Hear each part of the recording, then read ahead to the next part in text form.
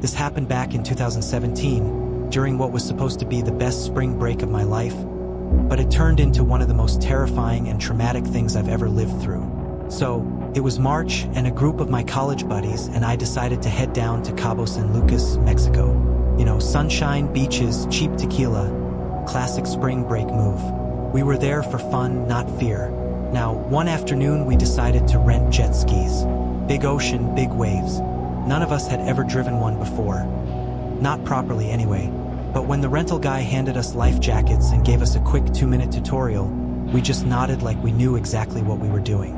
I mean, how hard could it be, right? I hopped on one with my buddy, his name was Chris. We were out there cutting across the waves, laughing our asses off, pushing the throttle way harder than we should have. We were flying, literally. Every bump sent us airborne, and it felt like we were invincible. I remember looking over and seeing another jet ski flying toward us from the side, and I thought, hey, cool, let's race. Except, the guy on that jet ski didn't see us, and we didn't slow down, and before we knew it, boom, 2 machines collided, full speed, straight up T-bone crash. Everything after that is kind of a blur. Felt like my entire body got slammed by a truck. I remember hitting the water hard, so hard it knocked the wind out of me.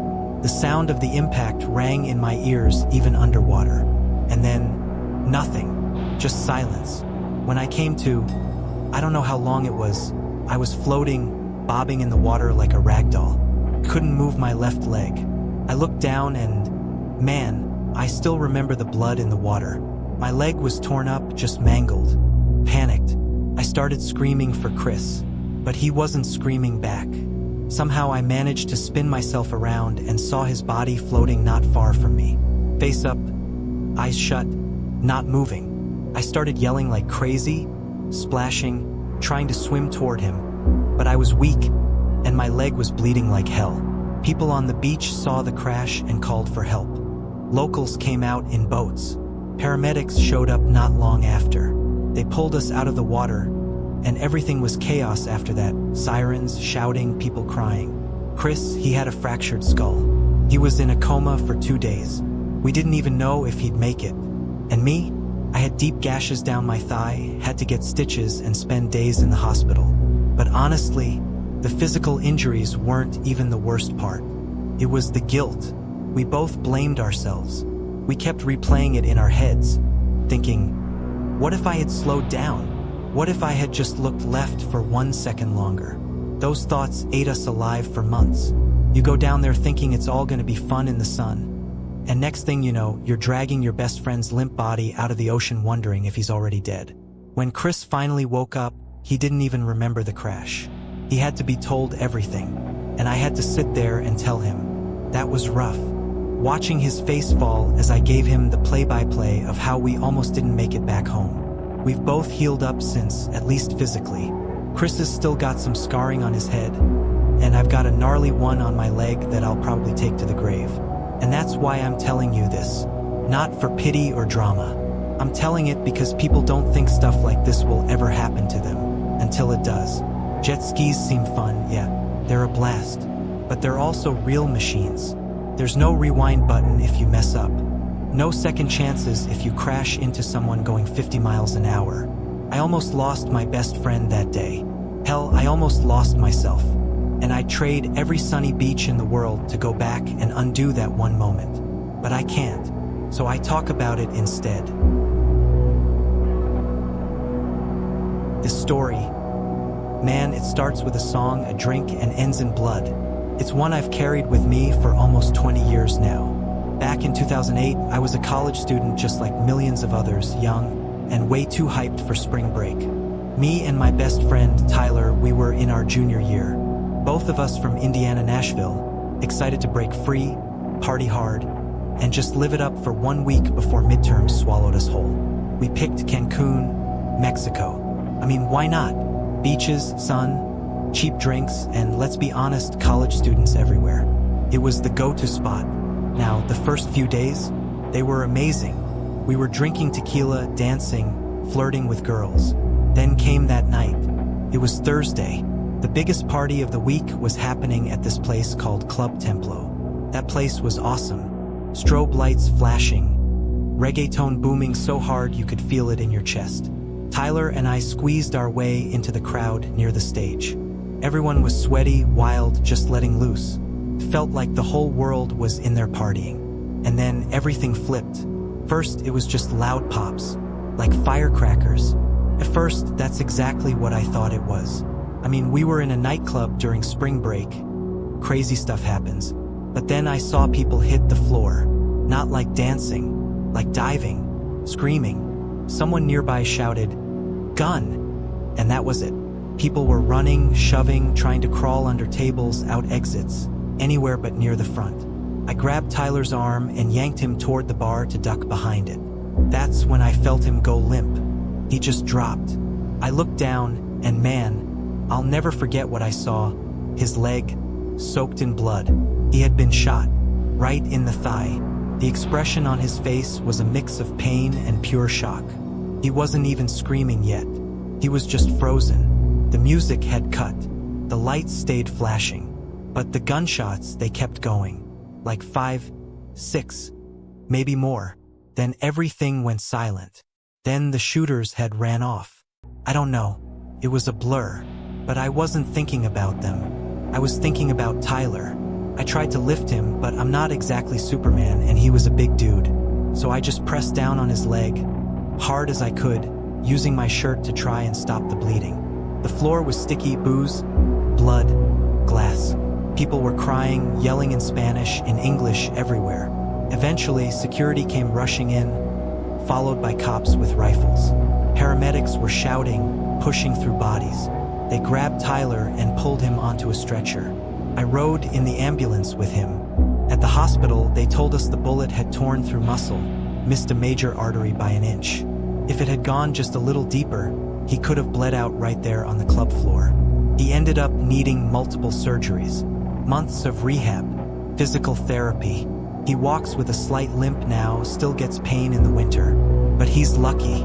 We were lucky. Physically, I didn't get hurt. Not a scratch. But emotionally, that's a whole different story. Back home, I started having flashbacks. Loud sounds would send me ducking without thinking. Crowds made me sweat. I didn't feel safe anywhere. Not concerts, not restaurants, not even my own dorm room. A counselor finally diagnosed me with PTSD. And Tyler too. Turns out the shooting was gang-related. A turf war between two local groups. The shooters weren't even aiming for tourists, just happened to be in the wrong place, wrong time. But that didn't matter to us. To us, it was war. The story made the news. For like a day, people shook their heads and said, "Oh, how awful," and then moved on. But me, I never moved on from that club. Not really. Let me take y'all back to 2007. South Padre Island, Texas. Spring break. You already know the vibe. Sun's out, beer's flowing, and the whole beach feels like one big college party that got loose from reality. I was just a regular guy, early 20s, trying to escape classes and responsibilities with a group of friends. We were out there to blow off steam, make some memories, typical spring break stuff. One of the days, someone in our group had the brilliant idea of renting a boat. Sounded awesome at the time. We were young and wild. None of us were pros at driving a boat. But hey, we figured, how hard could it be? So we head out into the water, full of energy, music blasting, drinks in hand. And man, the guy steering the boat, he started going way too fast, like recklessly fast. Waves were hitting us, people were yelling over the wind, but we were laughing it off like idiots. Then, out of nowhere, we crashed straight into another boat. Just like that, everything changed. It wasn't some little fender bender. It was violent, loud, confusing. I remember flying forward, the world spinning, and this horrible silence right after the impact. Then the screaming started. One of my buddies, man, I still get chills talking about it. His arm got severed in the crash. Just gone. There was so much blood. I couldn't even process what I was seeing. He went into shock instantly. Another friend got slammed so hard his back broke. I watched him go down and not get back up. He was paralyzed from the waist down after that. Just like that, in a matter of seconds, our whole world flipped. We called for help, obviously. Emergency services came quick, but it felt like forever. The guy who lost his arm, he needed multiple surgeries after that, skin grafts, rehab, the works. The one with the broken spine, he spent months in physical therapy. And mentally, none of us were ever the same. I'm not gonna lie, I had nightmares about that day for years. The sound of the boats colliding, the screaming, the panic. I still hear it sometimes when I close my eyes. We all thought we were invincible back then, but that crash showed us how fast things can go from fun to terrifying.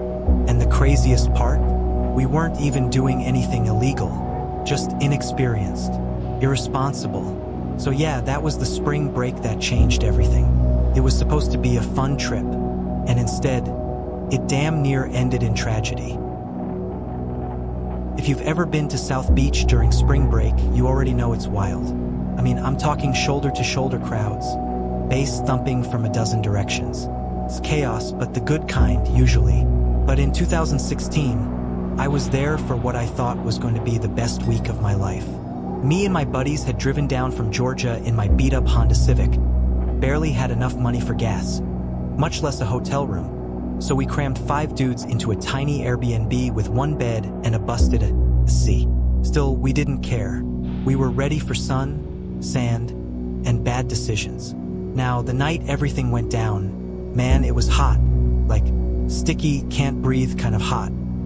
The beach was absolutely filled. There had to be thousands of us out there that night. It felt like the entire East Coast college population had shown up to rage. There were pop-up DJs, fireworks in the distance, people pouring out of bars and clubs onto the sand.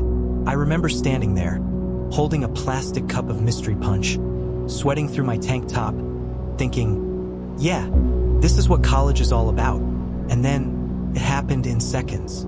One moment, people were dancing and shouting lyrics, and the next, I heard it. A scream. Not the fun kind, like someone winning a drinking game. No, this one was pure panic. Then I heard someone shout, "Gun!" And that was it. The entire crowd exploded. People started running, sprinting, screaming, pushing. It was like someone had dropped a match in a pile of gasoline. The beat of the music stopped, but the screaming, that got louder. Now, I don't know if you've ever been in a stampede, but there is no control. Your legs stop being yours. You just go where the crowd pushes you. I lost one of my flip-flops instantly. Gone forever. My drink got knocked out of my hand, and suddenly I was just trying to stay upright, getting crushed from all sides. I looked over my shoulder and saw this girl, blonde, maybe college age, get shoved to the ground. People were stepping on her like she wasn't even there. I didn't even think. I just dropped down next to her, trying to cover her with my arms, shouting for people to stop. But no one could hear anything over the noise. My ribs took a few solid hits, elbows, knees, maybe even someone's full weight, and I felt something crack. My lungs seized up, and it felt like breathing through a straw. I don't even remember how we got out of there. I think some random dude helped pull us out. Paramedics showed up after what felt like forever. Turns out there was no gun, no shooter, just some rumor that took off and turned the crowd into a wave of human panic. I ended up with a couple broken ribs and a punctured lung. The girl I helped, her name was Emily, had a busted ankle and a lot of bruises. We both got carted off to the hospital. Spent the rest of spring break eating Jell-O and watching reruns in our paper-thin gowns. But let me tell you something. For months after that, I couldn't do crowds. Grocery stores, concerts, even movie theaters. I'd get this tight feeling in my chest. Sweaty palms, racing heart, like I was back on that beach, waiting for the stampede to hit again. And all because of a rumor. Just one wrong word at the wrong time, and it set off a chain reaction that nearly killed people. It was a spring break trip to Daytona Beach in 2006. A trip that changed my life forever. I was 19, a college freshman, and like many students, I was eager to experience the infamous spring break parties in Florida. My friends and I booked a room on the 7th floor of a beachfront hotel, excited for a week of sun, surf, and celebration. The days were a blur of beach volleyball, loud music, and endless drinks. The nights, even wilder. The hotel balconies were packed with partygoers, all of us caught up in the carefree atmosphere. But on the third night, everything changed. I remember leaning over the balcony, laughing with friends, when I lost my balance. The world spun, and in an instant I was falling, 7 stories down. I don't recall hitting the ground. I woke up in a hospital, my body shattered, broken arms, legs, ribs, and a traumatic brain injury. The doctors said it was a miracle I survived. The recovery was grueling. Months of surgeries, physical therapy, and pain. Walking became a challenge, and the chronic pain was a constant reminder of that night. Looking back, I realize how reckless we were. The excessive drinking, the lack of caution, it all contributed to that moment. My story isn't unique. Many have suffered or even died from similar accidents during spring break. This was back in 2014, down in Myrtle Beach, South Carolina. Spring break. You already know, that time when everyone's young and doing too much. So, me and my boys were out there just trying to have a good time. The beach was packed, music blasting everywhere, drinks flowing like water. Whole vibe was straight up chaos, but the fun kind, that was until it wasn't. One night, we hit up this nightclub. Can't even remember the name. Just one of those loud, sweaty spots where the floor's sticky and everyone's half dancing, half leaning on each other. We'd all had way too much to drink, like stupid levels. And that's where the trouble started. Some dude bumped into me on the dance floor. No big deal, right? Happens all the time. But I guess he'd had even more to drink than me, 'cause he started getting loud, talking all reckless, shoving me and everything. At first, I tried to brush it off. Wasn't trying to ruin my night. But one thing led to another, and suddenly it turned into a full-blown fight. We got kicked out of the club real quick. Security dragging both of us out like we were 2 drunk toddlers fighting over a juice box. But outside, that's where it all went sideways. I thought it was over. I really did. Next thing I know, I feel this hot, burning pain in my side. I look down and there's blood. My blood. The dude had pulled a knife, man. Stabbed me. Not once, multiple times. I dropped to the pavement, everything spinning, people screaming. My boy was yelling for help. Someone else was calling 911. And me? I was just lying there, trying not to pass out, trying not to die. I ended up losing a kidney. They said if the ambulance had gotten there just a few minutes later, I probably wouldn't have made it. I lost so much blood, I was in the hospital for weeks. And even now, years later, I still carry the scars. Not just on my body, in my head. PTSD is real, man. I still can't be in crowded clubs. Loud noises make me flinch. It messed me up. The guy who stabbed me got arrested. Faced charges and everything. But you know what? No amount of jail time gives me back what I lost. That night changed me forever. I want to share a story that's been on my mind for years. It's not easy to talk about, but I think it's important. It was a spring break trip to Lake Havasu back in 2012. A trip that changed everything. We were a group of college friends, all around 21, looking forward to a week of fun in the sun. Lake Havasu was the place to be. Boats, music, and non-stop parties. We rented a pontoon boat, packed it with coolers, and set out to enjoy the day. As the afternoon wore on, more people joined us. The boat got crowded, but we didn't think much of it. Then, the boat started to feel unstable. Before we knew it, it capsized, throwing all of us into the water. Panic set in. We were scrambling, trying to find each other, trying to stay afloat. One of our friends, Jake, didn't resurface. We searched frantically, diving and calling his name, but there was no sign of him. Emergency services arrived, but it was too late. Jake had suffered fatal brain damage from lack of oxygen. The loss was devastating. We were left grappling with guilt and grief, questioning what we could have done differently. I want to share a deeply personal experience from my past. A spring break trip that turned into a nightmare. Back in 2010, my buddy Jackson and I decided to spend our spring break in Acapulco, Mexico. We were drawn by the beautiful beaches and the promise of an unforgettable adventure. At the time, We were aware of some reports about cartel activity in the area, but like many young travelers, we believed that staying in tourist zones would keep us safe. One evening, after enjoying the lively atmosphere of a popular nightclub, we decided to walk back to our hotel. The streets were still bustling, and we felt at ease. However, as we turned down a quieter road, a van suddenly pulled up beside us. Before we could react, masked men jumped out, forced us into the vehicle, and blindfolded us. The next few hours were a blur of fear and confusion. We were taken to an unknown location, beaten, and interrogated. They demanded information about our families and financial situations, clearly intending to extract a ransom. The physical abuse left us with broken ribs and facial injuries, but the psychological torment was even more profound. Eventually, our families were contacted, and a ransom was negotiated. After what felt like an eternity, we were released and made our way back to the United States.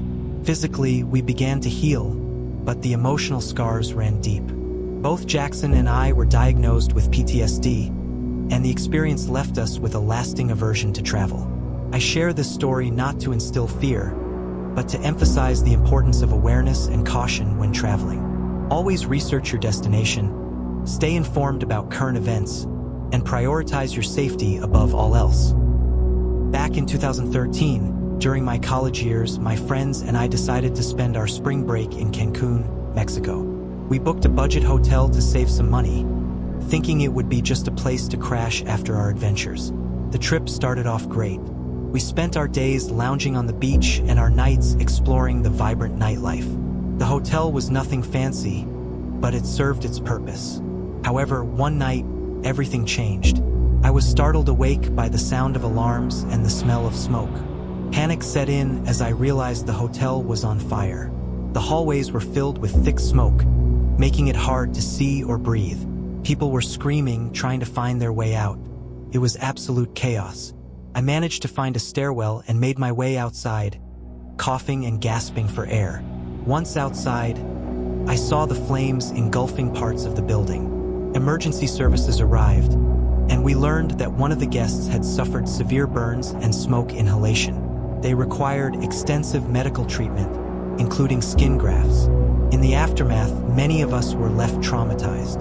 The experience left me with a lingering fear of confined spaces and fire hazards. We later discovered that the hotel lacked proper fire safety measures, which contributed to the rapid spread of the fire. This incident highlighted the importance of stringent safety regulations, especially in accommodations popular among tourists. It was a spring break, Panama City Beach, Florida, back in 2012. So me and a few buddies, we rolled down from Georgia. We were just looking to blow off steam. Midterms had kicked our asses and PCB was the spot. It always was. We hit the beach during the day, partied at night. Same routine for days. Nothing seemed out of the ordinary. Until that night. It was outside some random bar. I can't even remember the name now. We just stumbled out, laughing, still buzzing off whatever we had inside. That's when it happened. A group of guys, locals I think, just came out of nowhere. No warning, no argument, nothing. They surrounded us like they'd been watching, waiting, and then boom, it all went sideways. Fast. They started swinging. Fists, bottles, kicks, it was chaos. One of my boys got dragged down first, and then it was just a blur. I remember yelling, trying to pull people off, but I got cracked in the side of the head. Hard. I hit the pavement. That's the last thing I remember before everything went black. When I woke up, I was in the hospital. My skull was fractured. I couldn't hear out of my left ear. Turns out that hearing never came back. Permanent. Just like that. I had to get surgery, multiple ones actually. Then therapy. Not just physical either. The nightmares, the paranoia, man, it changed me. You don't go through something like that and just bounce back. Took years to even feel like myself again.